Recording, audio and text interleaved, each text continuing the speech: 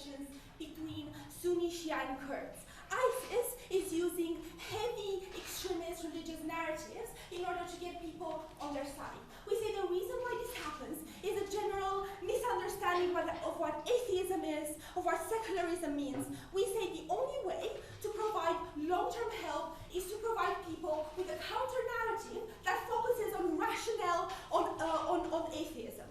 How are we going to do that? Well, I mean, as we carry out the sort of help that we say in the motion, so education, healthcare, welfare, and so on, we will promote stuff like evolutionism, we will have classes on atheism, we will give a lot of flyers, we will tell people where atheism is better, where it is a good idea to go for it. At no point, note, we say this is really important in our mechanism, at no point will we demonize their religions. We will always be comparative and rational about it. We will give rational, very factual arguments on explaining why we think this is better, but at no point will we say their religion is bad.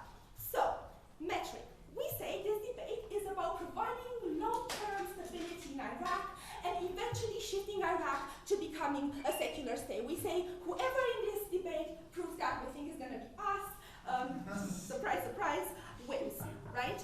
So, first, clarifications? No. Cool. Firstly, why do we think that atheism provides a good counter-narrative to the current situation? Realize that religion is something that people care about a lot, especially in that area. And we say that's not a bad thing at all, but we say that the problem is when people don't understand that being good is not necessarily linked with being religious, right? What does this mean? When they see that so much help, like education and healthcare, comes from atheist people, from people who believe that it's not about religion, we say you make those things, like you break the link between, the goodness of someone and like what sort of religion do they have, right? This means that now when you see that someone has a different religion or that is atheistic, you're far less likely to assume that they are evil and far more likely to say, well, I don't know about them because I haven't really met them yet, right? We say this is quite good, no thank you, not yet, in terms of many things. So firstly, what does it do? Firstly, it means people are just nicer to each other. Now, what this means is that you're much more likely to solve religious tensions between groups of people at the point where they don't think that the reason why someone is good or evil is the religion that they have, but rather that it's just simply who they are, right? Notice that the sort of mechanism that makes you believe that is quite simple, right? When you see that something that influences your life as much as education, that provides you with an opportunity, like especially in an area like Iraq, which is wrecked by war, when you don't have access to healthcare otherwise, when that healthcare saves your life, saves your family's life, and it comes from people that are atheists, we say you're much more likely to think that it's not about religion, it's simply about whether you're good or bad as a person. Yeah. No, we're not trying to spread secularism or humanism or religious pluralism under your side of the house, specifically atheism, which core tenet is that God does not exist. Yeah. So the thing about atheism is that it has no God, it has no link to actual religion. That is the difference, right? We say that at a point we associate that good can come from the lack of religion, like the complete lack of it. We say that is the exact nuance that we bring you in OG that is incredibly important from our side. Also, we say another thing it does is that it makes Iraq less fundamentalist, right? We're not saying that everyone will just completely switch to atheism, we don't think that's reasonable, but we think that at a point where you have no counter-narrative to religious narratives in Iraq, you cannot possibly ever become a secular state, and make sure that you provide to everyone in the same manner, right? Notice that a secular state is good for many reasons, especially in a place like Iraq, because you have people that have different beliefs, that are not catered to under the status quo exactly because you do not recognize that they are as good as any other person that has different beliefs, right? We see that at a point where you have a counter-narrative, when you build up a lot of people that start believing that it's not about that atheism is actually a good thing, you have more discussion about it. You're more likely to shift the far extremist narratives towards the center, to give a better shot at changing Iraq, not necessarily in a secular state, but in something that is much closer to being a secular state. We say that this is incredibly important in providing people with like just simply basic human rights. But also notice that no matter whether ISIS fails or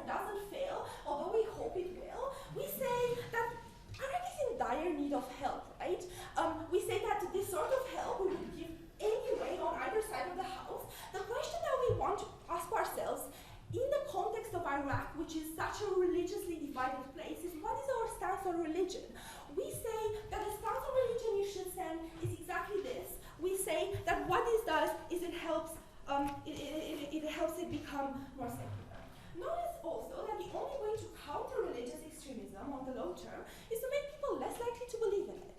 The reason why ISIS has so much power in that region is because there is no, the people are very likely to believe that the extremist religious views are right because they are not exposed to anything else. The idea of being center in that sort of society is the idea of being between extremism and quite religious, right? It's close to that. We see that when you shift the spectrum to be much broader, it is far more likely that people will not fall on the extreme, but rather become either less religious or just simply less likely to buy into the narratives of the far extremists, right? We see that means long-term stability.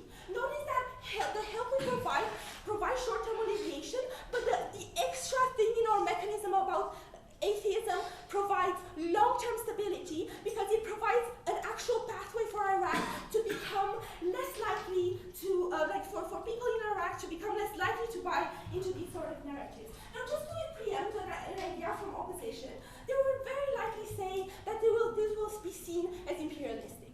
Look, we don't think this is true at all, because at the point where you do not have access to anything like healthcare, when you live in a war zone, when you see that people provide you help, that means a lot to people. We say that the fact that it helps them so much that it saves their family from the horrors of the war that is happening is exactly what is not going to make the West demonized in that area, but rather more liked in that area because it provides such important things to everyone.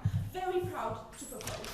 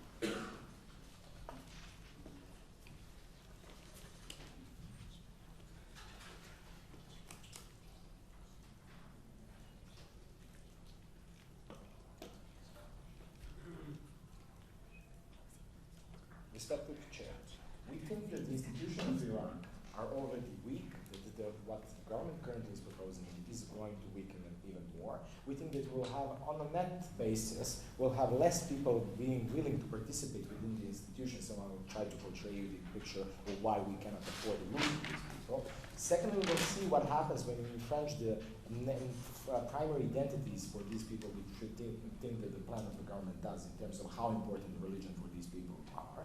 And finally, we want to talk about how we make organic change on our side of the house as something asymmetric that we will bring you as a benefit at the end of the day.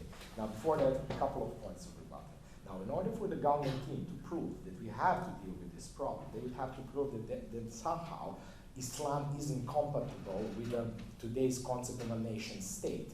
Like any religion, or religious minority within the Kurds, Shia, or Sunni, they would have to prove that this is not compatible to create a modern, democratic, liberal society. A case in point, for example, Turkey or Malaysia or any other state that has dominant Islamic Muslim religion, that we can see that have working institutions that can solve the issues that exist there. Secondly, as a response additionally to this government, what we offer you as an example is whenever we try to meddle with the people's religion in these terms and try to deprive them of this ability to identify themselves, it always has a backlash in terms of harms us in the long run. If you take a look, for example, ex-Yugoslavia, where we basically had three religions massively being involved and massively being deprived during the 30 years or 40 years of communism. We had a war going on after the country collapsed in the religious war because it was so systematically repressed in terms that it was forbidden to learn about Islam, Catholicism, and Orthodox Christianity. We think that that is not fair, and that shouldn't happen as well there. Thirdly, if we label, even if you succeed, which I will show you in my constructive, that there is basically no reasonable assumption, if you will, even if people still accept to participate within these institutions that are now being funded by you, you are creating a narrative in which mass number of people is labeled as atheists, which for these people on the ground means that they are labeled as infidels, which for these people on the ground means that they are targets, madam. So on that basis, we think that you put much more people in danger on the local community who are extremists, and which they accept that the extremists will not probably be dealing with it and probably will not try to cope with our narrative. Secondly, we think that if they want to shift people for the center, the best way to do it is we offer you two options to shift people to be more moderate. Firstly, we think that there are liberal imams who are currently working on the ground for all three sides, Madam Speaker, that we can find, which we think is much better, which is a way where we do not infringe their identity in that terms, and we are not saying that there is something inherently wrong with Islam, which in the long run we think it creates better narrative and better possibility for us to create a scenario in which people do not avoid the institution of education. But we'll see why will they avoid them, aka Boko Haram. Now, firstly, why is this problematic on several levels? We think that whenever you fund such things offshore or abroad and you want to do something as a benefit, people find out, okay? Secondly, like when they find out, they label you as a traitor. They label you as a foreign invader who tries to actually manipulate their identity. So it creates a large playground for the people who are of extremist basis to divide people of their domicile population among those who will try to participate within these structures that you find and those who avoid. And everybody who participates within these structures will be labeled as a traitor, aka being a target, aka being targeted and attacked, as in case of Nigeria, where you have basically entire movement coming out of something that's basically proclaiming to instill or planning to implement. Exactly knowing Boko Haram means Western education, meaning it's bad, these values are bad. Why we think that people will avoid participating with these institutions furthermore? Firstly, we see that religion is quite important even in our Western liberal democracies, right? Even after two millennia of Christianity, we still haven't quite learned how to cope with it. And it's still kind of a large part of our lives. And for these people, it's a primary identity for them. It's identity that gives them, it's more important that we see people that they are ready to deprive themselves from many things in order to preserve this identity. So they are ready, for example, to deprive themselves of their livelihoods. They are ready to deprive themselves of their lives, madam. Basically, they are ready to die for religion, madam. So in that terms, they will have to the government team should show us that these people will be now ready to participate within these institutions and be part and depriving themselves of that kind of identity that's so crucially important of them as equally as their lives are. Closing. After being freed from IS, people burn hijabs in the streets. Do those people deserve an alternative to religious madras? But do you actually offer them an alternative, or you leave them without nothing? What we are claiming, madam, is that we have more people participating within services when we don't make any kind of a notion of religion, when we don't, in terms of saying that it's bad or good. We want to leave these people alone. We think that they will participate. How will we do this, madam? Exactly my point. And this is, when do we actually have the ability to influence these people? We think we have the ability to influence these people when we can actually gather them around, and actually when they try to participate within the institutions that we build there. Now, we build schools, okay, we build hospitals, but in order for these people to accept coming and participating with these institutions, they have to feel not disenfranchised. We have to disable people saying them that these are Western foreign institutions. What will, and we can only do that if we find liberal imams being on the ground. But secondly, if they, and as we have already proved, avoid these institutions, you leave them with the other options that are far worse than the one that is like a Islamic school or Islamic hospital. What that does mean, then all those things that our institutions that we are currently funding are depriving them of that have a totemic value. What does that mean? Instead of genital mutilation being a problem, for example, for a woman here in Iraq, because we are avoiding to give that service within our hospital, it becomes of a totemic value, and it wears and they started wearing it as a symbol. Same thing happens with all the other educational processes as the religious process that exists. Without any further ado, quote all.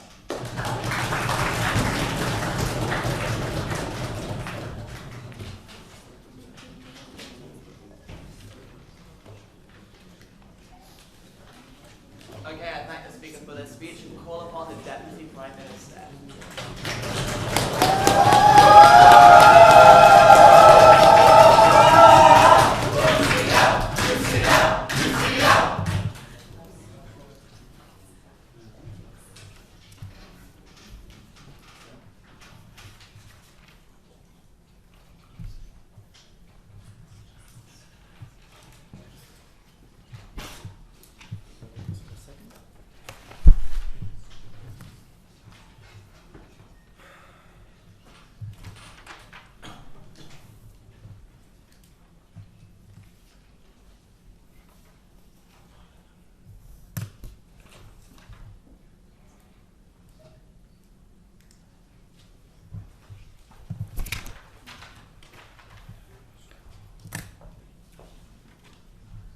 Opening opposition seem to think that when you give individuals in Iraq some sort of Islamic clerics that they can identify with, then that is something that is much more accessible to them. The thing that they fail to recognize is the religious identity of the vast majority of people in Iraq is very diverse. It is very unlikely that Sunnis can cooperate with Shias. When they're unlikely to do it in parliament, they're also unlikely to do it at an individual level, specifically for religious reasons, but also for ethnic reasons. What we give you on our side of the house is an alternative that is not politically loaded, that is neutral, that is the only way forward, that is the only way for a secular Iraq. A couple of responses to a world. First of all, let's say people who use these services are going to be labeled as atheists and are going to be prosecuted. One, this happens on your side of the house much worse. Why? In the status quo, at the point at which individuals get help from the United States or from any Western state, it is seen as them getting help from the Christians, right? And therefore, on your side of the house, the religion is diametrically opposed to the religion of Islam. This is the religion that literally bombed us and is coming to help us. On our side of the house, what happens is we say this is a broad coalition of many countries of many religious identities. Notice, for example, also Turkey, a Muslim country, participating in this. Therefore, we spread atheism, which is something much more neutral than the Christianity that happens on their side of the house. But notice, even insofar as that is not the case, on their side of the house, that is not comparative because it still happens, right? At the point at which you get something, you're still going to be labeled as atheist, still going to be prosecuted. That is not a point that should follow anywhere. Secondly, they say, oh, but people will avoid participating in these institutions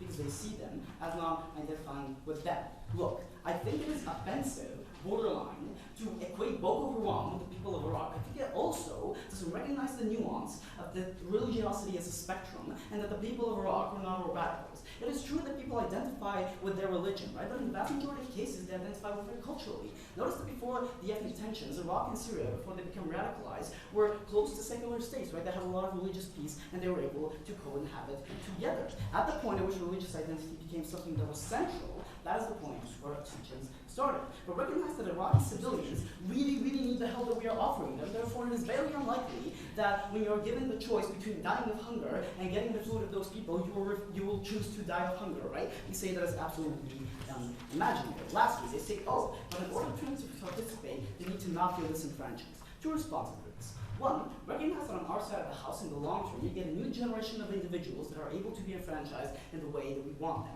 Recognize also that that generation of individuals is the one that can make some political change in the future and is able to, in some way, participate in these institutions. Right, but also, like, on the comparative of them not using services, again, we say they probably don't use services on your side of the house if they are as radical. Two extensions of the case that is brought. One, what is this? What is the comparative on their side of the house? Because recognize that in the post-ISIS world, Iraq will need humanitarian aid that is going to come from somewhere.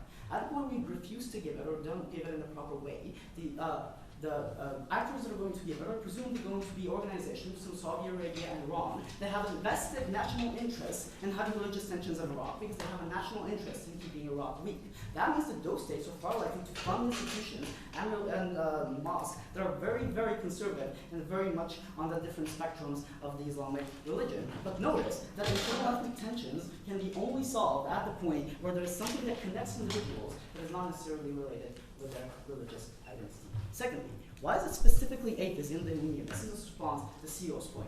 Two main things. One, atheism propagates a narrative that you as an individual are able to change circumstances or are able to take control of your life. You do not rely on consequences, or you do not rely on some sort of entity to fix your life for you. We say that it's hugely important from the context of Iraq when people need to rebuild schools, they need to reconcile with themselves, they need to get their lives together, they need to get jobs, they need to rebuild buildings that were demolished. This is hugely important also on a psychological level when they need the strength to recognize that their country can become the thing that it once was. But secondly, recognize that the reason religious people hate atheists so much, and the reason religious people hate also each other so much, is they don't necessarily recognize that people on the other side have a moral compass. The reason that religious individuals think atheists are horrible is because they think that because atheists support abortion, for example, there are people that are evil, there are people that glorify death, right? What we say is we change that on our side of the house when we have, for example, images of individuals, of atheist individuals that have done good things, that have a good moral compass, and that you can identify with, right?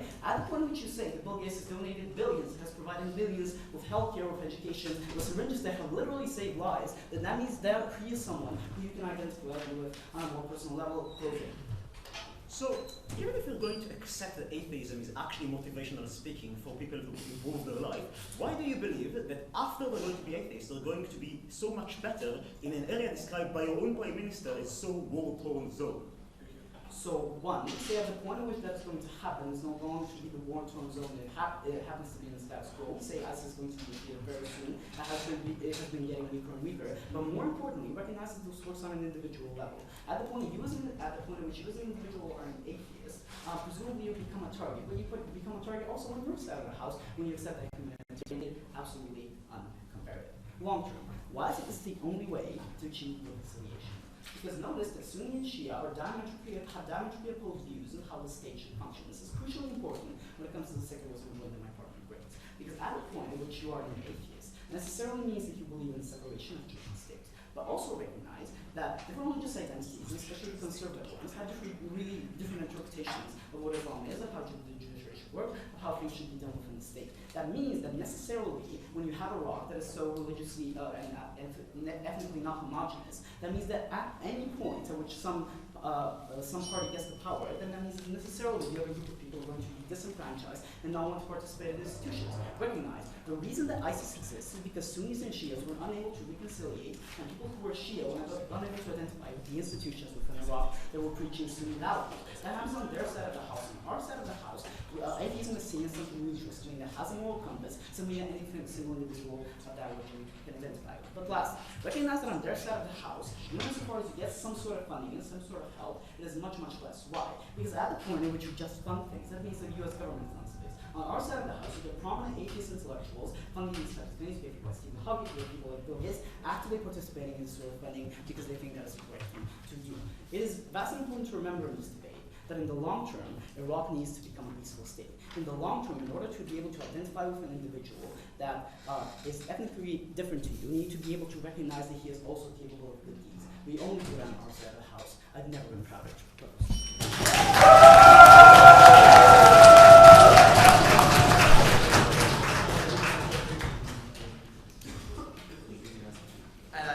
For that speech and call upon the deputy leader of the opposition.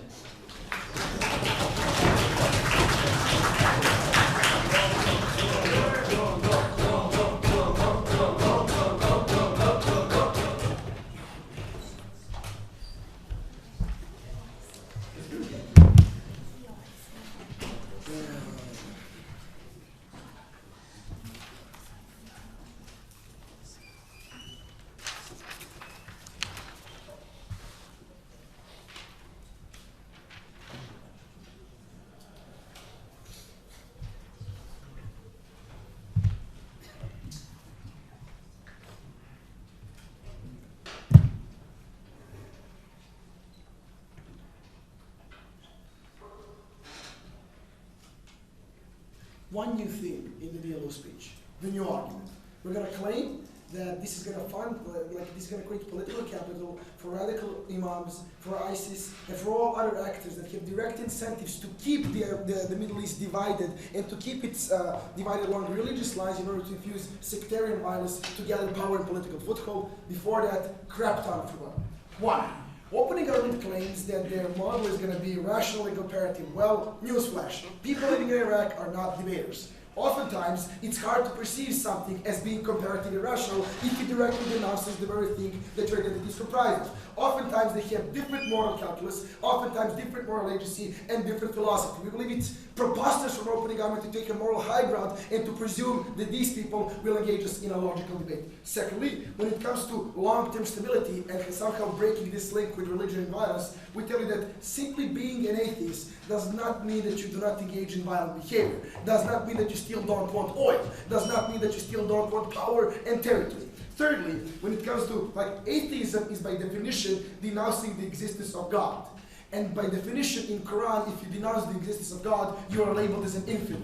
If you're labeled as an infidel, then we can wage jihad on you. It's precisely what roughly 150 interpretations of the Quran all agree upon. So there's not a lot of people being secular and atheistic currently in Iraq. And even if they are, they're being cracked down to the status quo, ostracized by their family. And even if they do know that a comparative exists, oftentimes it is vilified. Basically, there is no market demand for people to consume atheism. On closing SPOI, that people burn hijabs after being liberated from IS. Note, religion is not a binary thing. You do not have burning hijabs and wearing hijabs. We have 150 different nuances in between. If you want to find another extreme, you get the same exact difference. What we tell you is that even Christianity has like 7 nuances there. Orthodox, Lutheran, Protestant, etc., yada yada. I'm atheist myself, so I don't really know. But basically, it's much more nuanced, much more analysis needed, guys. Last, when it comes to Iraq and it being more diverse, one, it's not likely for all of these sectarian groups to coalesce around it being atheists. Like, the only thing that these guys can agree upon is that being an infidel is a shame on your family and is something that goes directly against your identity.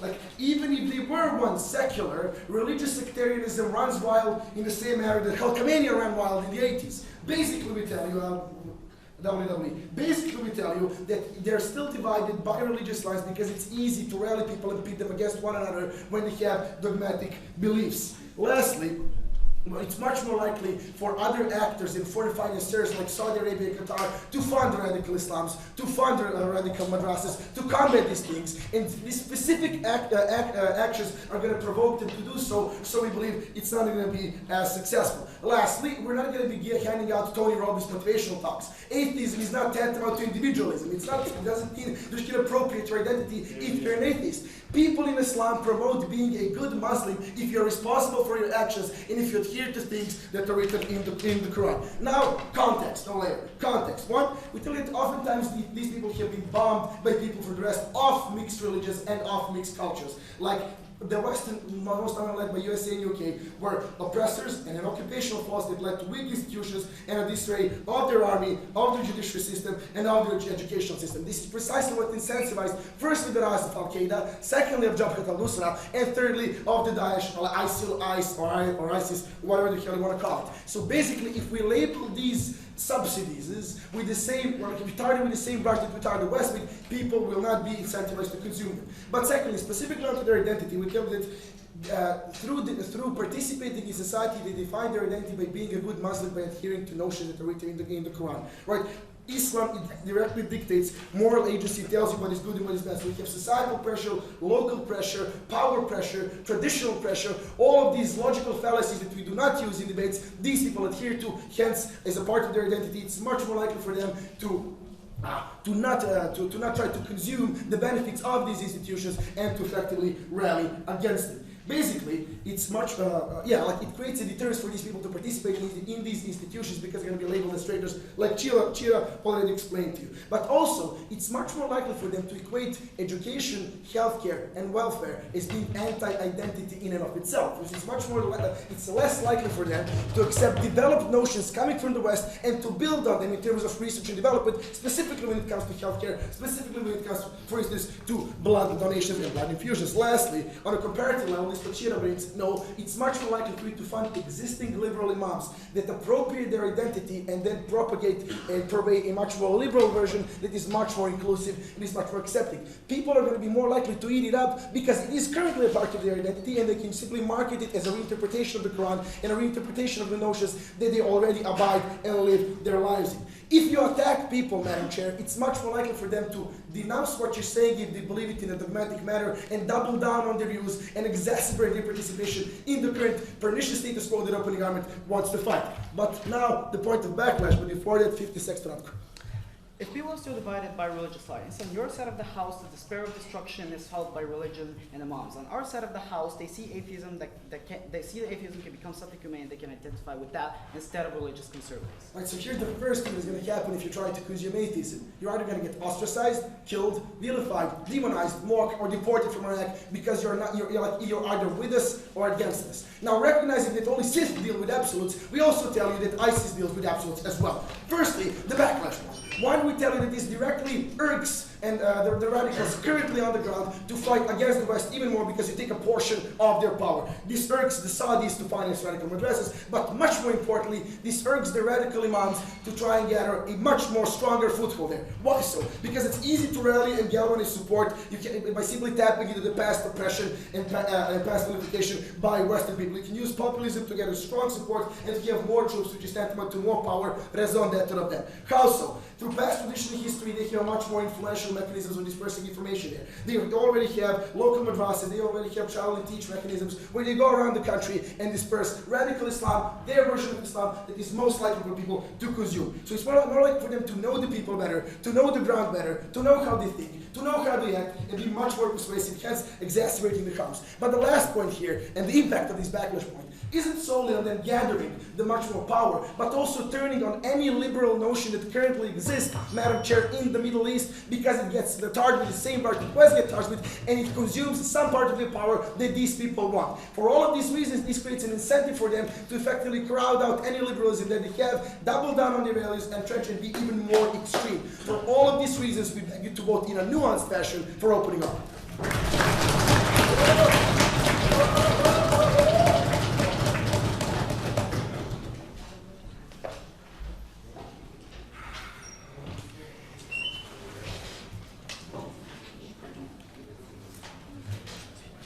I thank the speaker for that speech and call upon the member of the proposition.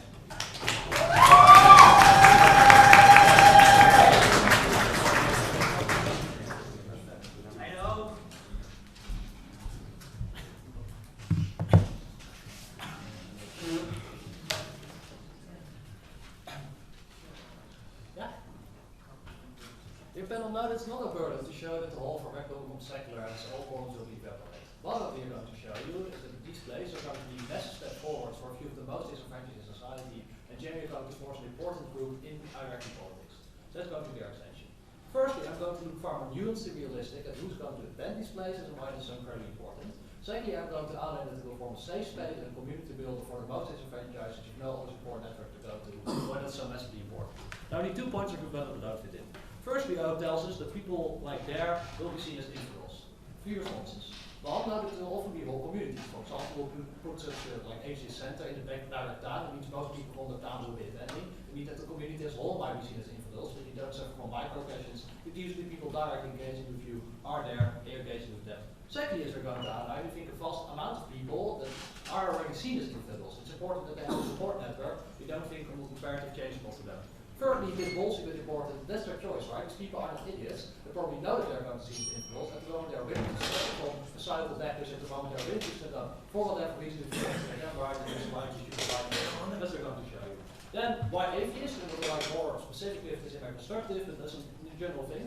Know that there are loads of narratives that directly propose what actually forces Islam in Iraq, right? On the popular media, on all kinds of education system, because of powerful religion. It means you need to bring this from counter-narrative as well. You can't say, you can't have one party be very extremist toward Islam in general, and then saying, oh, but there are some important nuances and some flaws you need to deal with. No, you need a far stronger counter-narrative in order to balance it out and actually being able to spread the message that we are going to outline. The rest of the rebuttal is irrelevant. First point, how is this going to work? First, let's look at currently what's going to happen with religious education. Know that many people, even if they're rather moderate, are going to attend madrasas, right? These are funded, the state in Iraq isn't particularly strong. That means they are providing the best education, and also provide all great things like healthcare, like welfare. It means many people go there. The moment they go to the center, they're independent in an Islamic way. You used to get no counter-narrative whatsoever, but they got like loads of information about Islamism, which is generally very positive about all extreme forms of Islamism, because that's where most finding come from, and that's the direct descent there, right? We are changing this in a couple of ways. First, you know that these centers are going to be great in pretty much every objective center, right? Unless there's loads of money, it means you can hire a great teacher, it means you can hand down loads of welfare, it means every objective part is going to be great.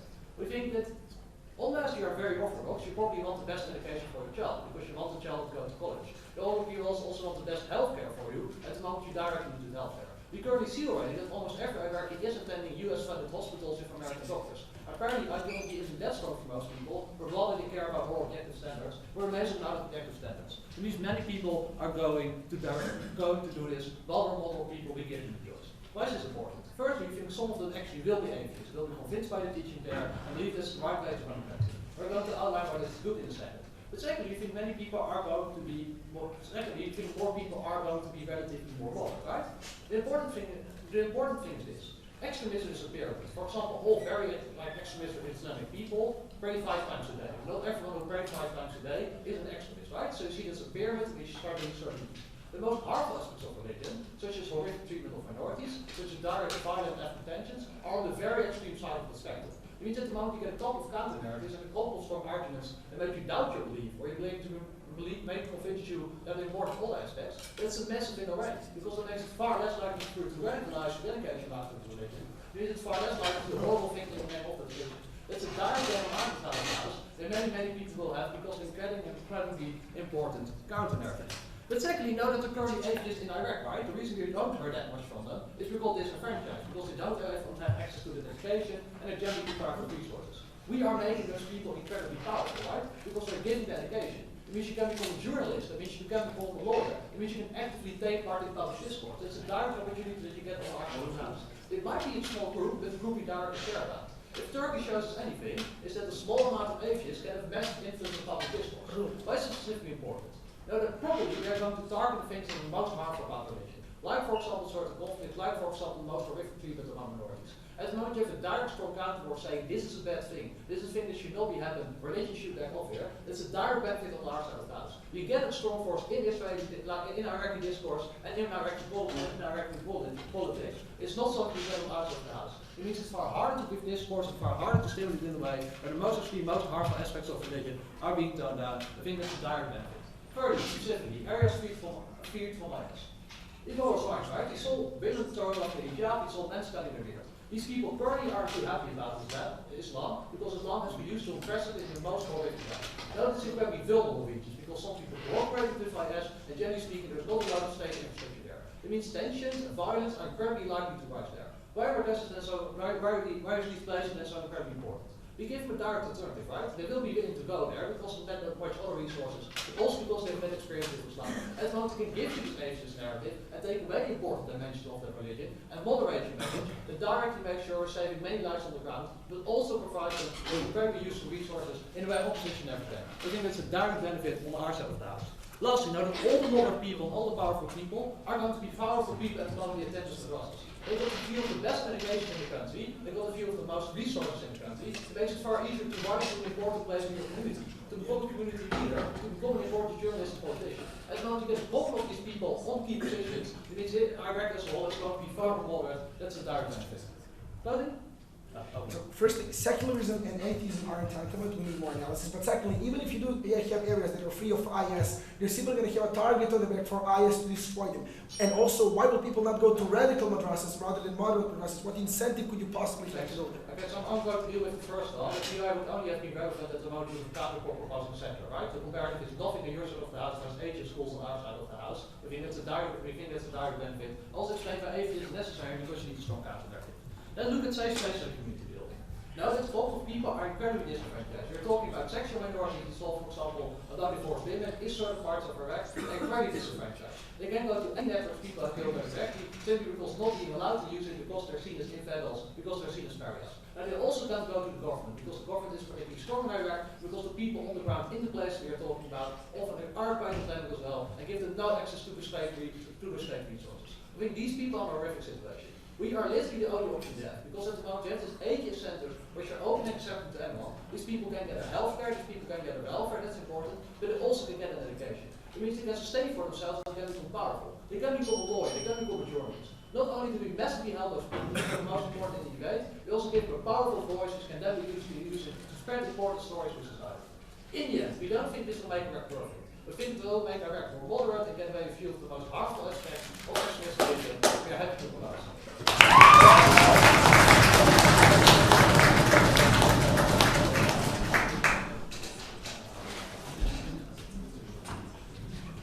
I'd like to speak into that speech to call upon the leader of the opposition.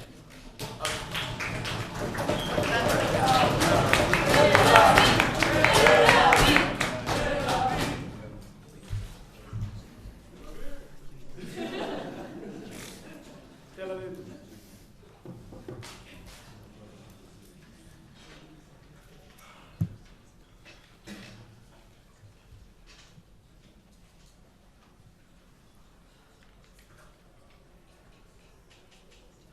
Dear panel, well, the debate stands as follows. Opening opposition give us a great case about backlash, about why with extremist people this policy is simply going to fail.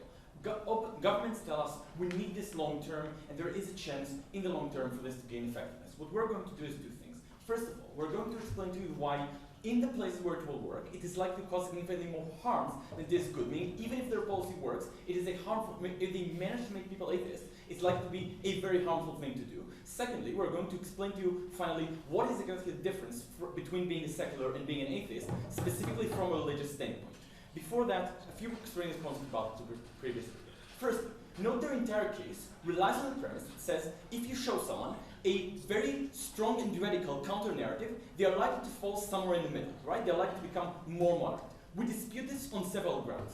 First, we say it is the likely scenario for most people is to see something you highly object to and simply disassociate yourself from that, simply disengage from that. We say if you think your child, for example, will not go to hell because of what they teach him in school, you're likely to pull him out of that school, even if it means he's going to study less math. We say this is simply more important for these individuals. Secondly, when you use atheism specifically, it's something that says unlike what open government is trying to portray, atheism is something that says your religion is wrong. People believe in an imaginary friend that doesn't actually exist. This is the basic message of atheism, no matter how you phrase it. Meaning it's something that's disrespectful to people's beliefs and people's identities. And we think it's highly unlikely that people are going to see this and say, well, maybe I should become more moderate. We say when you attack people's identity, the likely scenario is they become more extreme. Second, and they entrench themselves within that identity. Then they tell us we need to replace, madrasas are too strong and we need to replace them. Note, we can fund schools on our side of the house as well. We simply say it should be moderate Islamic schools and not atheist ones. Then they tell us, but there are people who are atheists. There are people who are sexual minorities within Iraq. No.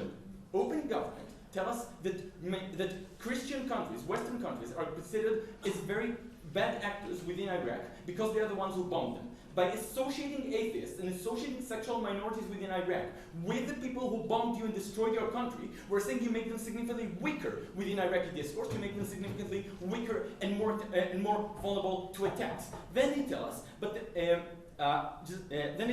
but there are people who hate ISIS within these places, the people who burn hijabs and so on. We say when the hijab became a symbol for oppression, they burned the hijabs. That does not mean they're anti-Islamic. That does not mean they hate the religion. And they would find it probably very offensive if you told them they are actually not Islamists, because this is exactly what ISIS used to oppress them. The notion that they're not Islamic enough. We're saying you propagated the same message. This is not likely to go well. Let's talk about why this is where it works. It's likely to work badly. Note first that the places where it's likely to work are places where you have people who are relatively moderate in terms of their religion. And why is this critical? First, why is this the likely scenario? Because we say when people are radical, they're just not likely to opt in. They're just not likely to have any relation with those systems. Why is this so bad?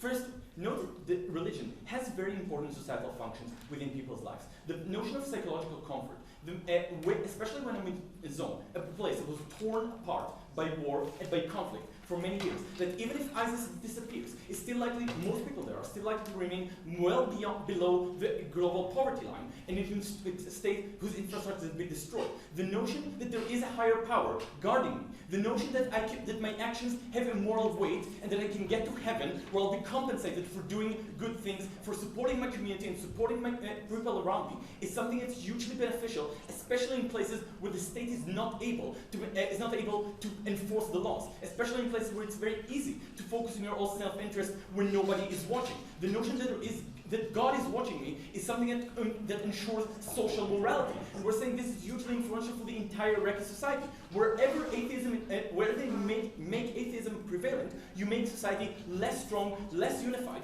and more prone to attacks. But secondly, you're harming the ability to create a moderate Islamic solution. They tell us Shiites and Sunnis can never work together. We say they did. The Ottoman Empire included Sunni and Shiite people working together. We see in Turkey today a lot of cooperation between Shiites and Sunnis. We simply say you're wrong in saying that this identity is mutually exclusive. We're saying the solution, given that Islam is not going away, given that that people do view it as their identity, do view it as a religion, we say the solution must come from within. The solution must come from within, from people who are themselves perceived as religious, who know the tenets of the Quran, who have influence over their own communities, and are able to have a more moderate view. Note, over 70% of Muslims in the world today are Sufi, which is a very peaceful brand of Islam. We're saying that is something you should promote, and that's something you're less able to promote on the other side of the house. Why? Firstly, note that, as we said, the people who are likely to become atheists through their policy are exactly the people who are more moderate in the religious sphere. That means exactly the people who are saying there is a more moderate Islam are the people you can now brand as infidels and traitors. There are people you throw out of the discourse. This means less people who are moderately religious leaders are able to gain power because they have less following and they can't cooperate with the state saying that atheism is a good thing. Before I go on, I'll take opening. The people we are likely to convince are not the ones you are talking about. There are many people ready to accept an atheist comparatively given one, which is exactly how you shift the spectrum in order to become a more secular country. Thank you. We just explained that everyone who is willing to buy into your framework, we would prefer him to be a moderate Muslim because of the discourse effect that has. Let's talk about why atheism is something that's, unlike secularism, is something that most religious people are simply not likely to be able to accept. First, they tell us the alternative is to view this as Christianity funding stuff. We say this is untrue because it's, in both cases it's Christianity funding stuff. On our side of the house, they're funding medicine. On their side of the house, they're funding heresy. This is what the likely narrative that people are going to perceive. Why? Because for a religious person, the moral compass that they have is basically around the notion of God's will and what God has said. What you believe has a direct impact on the world, both on your personal salvation. You believe that there is no God, therefore you will go to hell. Therefore that belief is more pernicious than you not following certain commandments of that religion, but it also harms directly other people, because the imam is less likely to come if less Muslims are believing Muslims, if less people are believing. That means that atheism is a direct attack, again, making other people atheists is perceived as a direct attack upon Muslims. This is something you can accept. We're very proud to oppose the motion.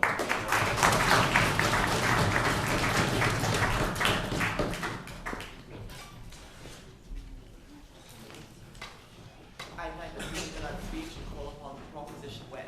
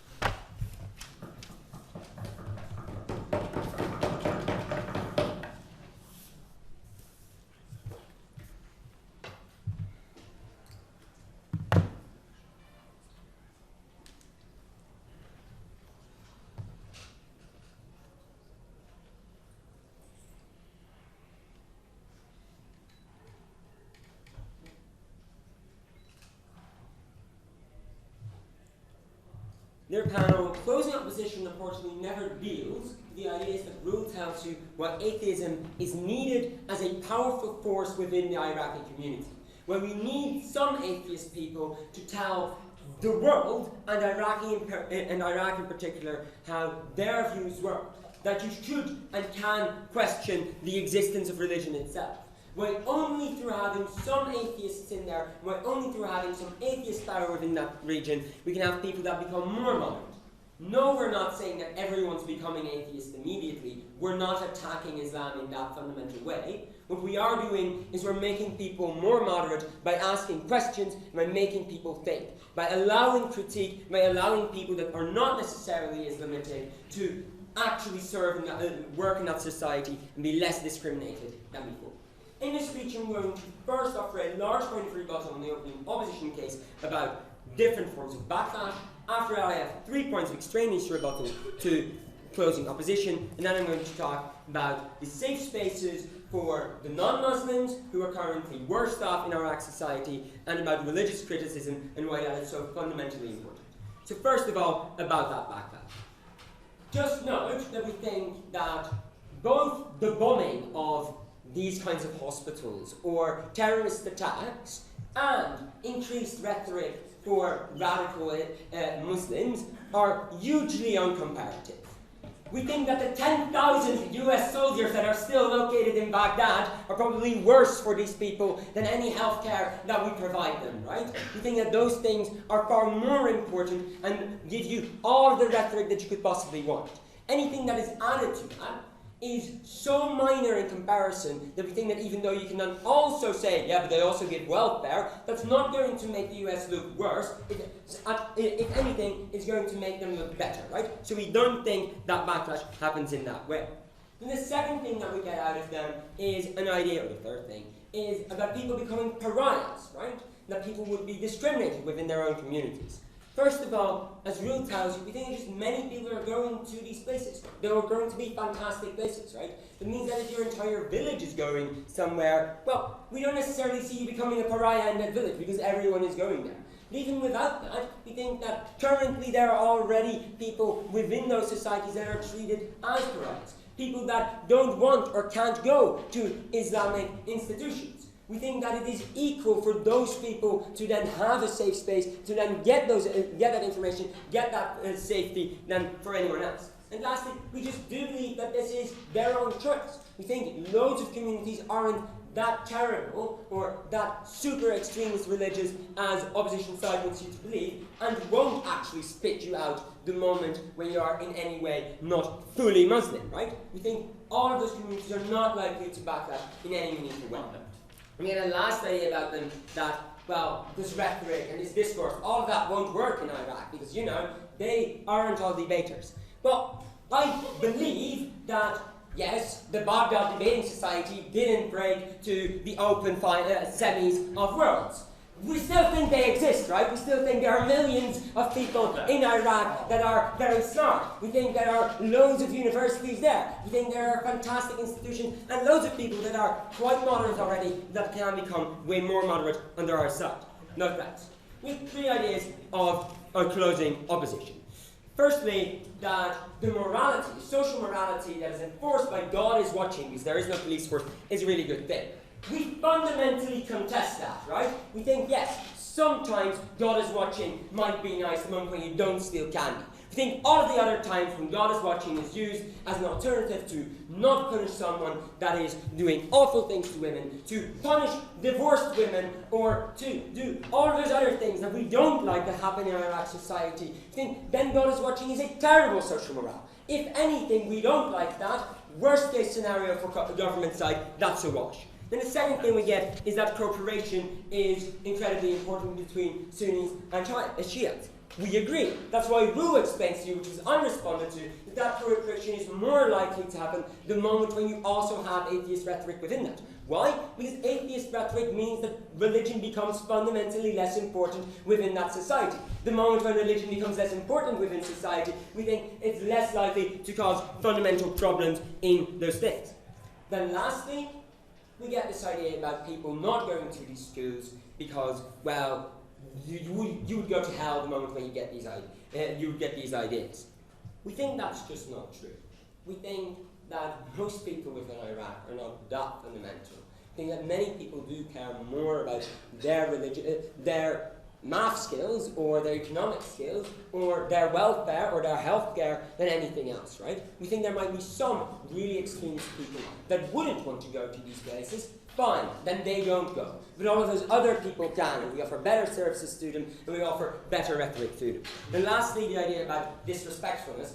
No, we're not going to do it like Dawkins, right? We are going to do it that in a sensible way, but being sensible in that way means that we ask questions about the very existence of religion. That we don't necessarily assume that you should be either Shiite or Sunni, to think that's not always true. Back up. When my child goes to school, and I am a person the only thing I have in a destroyed country is the feeling of my identity and my religion, and my child learns to disrespect that and to believe that is not true. Will I pull him out of that school, or will I stay there because maybe he will find a job someday at some point? So we don't think it's going to be disrespected in that way. We also think that you get many other things instead of that. We think that is your own choice. You can decide, and we think you will decide in that way because you do care about that religion, and you can still be religious within your own terms. We tell you that you're going to be more moderate, not that they're all going to be atheists. So last, we think that rule gives you two extensions. One of which is about religious criticism that is incredibly important. That means that we're going to put more critique and better critique on horrendous practices that are currently going against LGBTQIA plus communities or divorced women. I think that's fantastic. That's one thing. The second thing is about all those people that currently don't have places to go. That don't get welfare because all welfare in Iraq is distributed by mosques. That don't get healthcare because most hospitals are either US or, and therefore we do that very easily, or are Islamic. We think all of those people get better places to go. They get a Harvard safe space where they can finally get treated. And they not only get more respect within their communities, more help within their communities, they also finally get a place to be safe. We think that's incredibly important because those people are the worst off within Iraq society. We're very proud of them.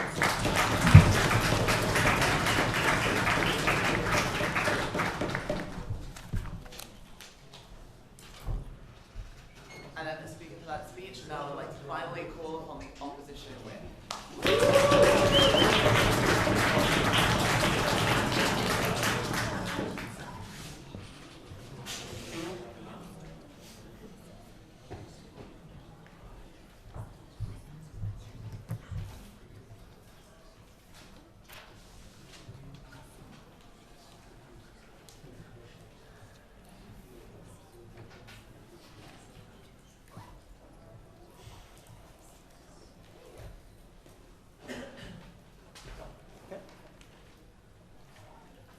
A marvelous case by the opening opposition.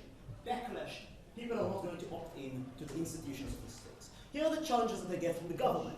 More money is going to actually flow in, thus we're going to get stronger institutions. And the fact that currently people are going to see them as infidels anyway, and the IS have reasons to attack anyway and under any circumstance, and we need strong discourse against that. Here is how an extension solves that, and therefore is very important within this debate. Because what we tell you is that everyone who is going to be able to convert specifically via this policy is going to create a worse society compared to a moderate version of Islam. That means even if the policy works, from the model that we get from opening government, we're going to get a less society. So that means that we beat them on the highest purposes. 3 questions. First, they're going to challenge the premises of both OG and CG, then I'm going to tell you why atheism is bad specifically in these regions. I'm going to show you the systematic approaches and why we show the biggest impact. Premises of government. Here is what we get from opening government. We are going to teach them evolution in school. This is going to make people nice because it's going to be a strong counter narrative. A couple of issues here. A, I have no idea why evolution is going to make people nicer in the end. Here is a counter example to that. Evolution is a justification for me to spread my seed to as many women as possible in this room. This is not being nice. This is something which tells me that it is okay to actually be against many people that are sitting here. But moreover, it's a patronizing approach. Dawkins is people that are related to atheism right now. The vast majority of them, it's a militant approach, which is going to actually make people less cooperative with one another. Moreover, they're not for atheism. Right? Evolution is not atheism. Evolution is something which actually settles many times with religion. So we can actually accept that if this is all you want to do is to teach that, we can actually get them under the side of the house as well. Regarding to what we get from CG, note, what they want is essentially a strong counter narrative. In terms of funding, and the fact that people are going to be able to fund it, we're just not sure why humanism and pluralism are not going to achieve the same. But on a deeper level here, note, they never explain you how many people they need in order to achieve that counter narrative. Because that's our quote ego. What does it tell you? Many good universities in Iraq, many good places to get, you can actually get a place of discourse. If this is correct, assumingly, there are already people who are atheists in these good universities because they have access to the internet and they are smart people. Why does it matter? Because assumingly, you can get what they want without being seen as interventionists on our side of the house. But on a deeper level, it's just better to challenge religion via pluralism. How do we know? Think about Corbyn in the UK right now. He is non-effective in challenging the Tories because no one actually follows him. Under a model in which you can actually get more people to agree with you because it's a better moderate version, you get more people challenging it. And we simply don't accept that if what you want to do is challenge current religion, then pluralism is going to be enough. Is enough, actually. Why? Because you do get different versions of religion. So by necessity, these versions challenge the basic assumptions of the framework. Right? Because you have a difference between Sunni and Shia, which means that you do challenge basic perceptions of the other side. Usually you get these benefits as well. Just more people are going to be able to cooperate with them. The logic is along the lines of only right-wingers are the people that are able to bring peace at the end of the day, because they're able to actually attract followers and get people to cooperate with them. Why atheism? It's bad on its own. Let's assume that policy is going to actually work and to be able to convert people, even though we don't get this label from the open opposition. For government, who is it actually likely to work on? Assumingly, people who are not radical right now. Because if you're already opted into this narrative, you're not going to change by healthcare, even if you will want to access it. And why does it matter? Let's quote the PM speech. Iraq is a war-torn zone. Many people have suffered there a lot. And why does it matter? Let's say that you lose the framework of God. Now your alternative is going to be a framework in which you don't have a strong institution of the state, in which you don't have a law which is enforced upon you because of the weak institutions, in which you're going to live in despair with no prospects of actually social mobility and a better life. And why does it matter? Because no, even if you perceive religion as a bad force in Western liberal democracies, because of the treat to women, because of the fact of how it can treat minorities, it's not the correct comparison, it's not the image that you should have in your head. Because you should compare it to a place which has no law according to the description that we get from the PM in her speech. And why does it matter? Because this is essentially spreads more despair. And on a deeper level, what you're doing here is you're taking the collective feeling and an institution that many people are willing to opt into. You're creating more people who are going to live a sad life. This is a damage on its own, because the radicals are going to exist on both sides of the house. On our side of the house, people who are moderate can actually have a community to opt into are going to be harmed much, much more, right? And the fact is that it's also highly coercive of them. Because this is atheism. It actually says that if you want to access healthcare, you now need to actually believe that you're going to be an infidel who is going to rot in hell. This is something which is harmful for them, openly. Funding moderate Islam can never work because it is either Sunni or Shia and politically divisive. No. The only way we can get reconciliation is by having an alternative not based on religion. We simply don't agree. You can find both Sunnis and Shias in pluralism, or humanism, or secularism, even just atheism, right? This is something which doesn't have to be attached to the fact that God does not exist as its basic premise of it.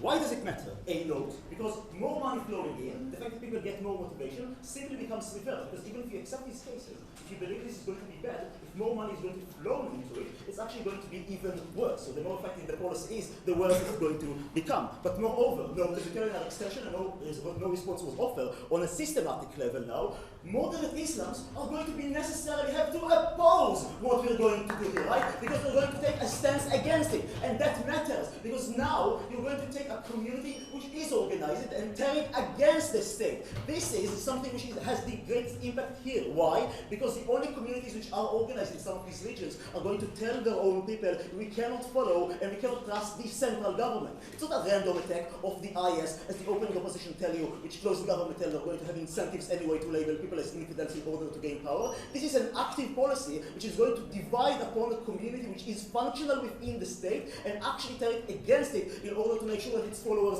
cannot cooperate. Moreover, right, what is going to happen on a deeper level here is that we agree, obviously, that some people are going to believe that it is still okay to send their children to school because they will want education. This is correct. This is going to be correct for moderate Islam as well. It's correct for all sides of the house. However, a lot of people will not exactly because what we have described. This is something which on a longer time actually says that Iraq is going to have less of social mobility tools, because less of people are going to cooperate, less people that are going to get healthcare. This is something which on a deeper level says that we're going to get a worse state. A worse state is a worse state for all women who live there. A worse state is a worse state for all minorities who live there, because education and its access actually has a moderating force. This is something that we're going to lose. On every level, we beg you to oppose this ridiculous force.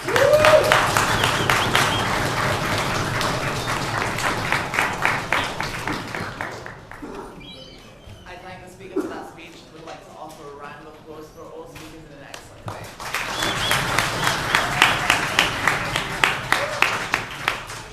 Before you all leave, I have an announcement, which is that the results of the partial double quarters, which is a stupid name for that round, in the main break, are just about to be made in the announcement hall. That's right now at the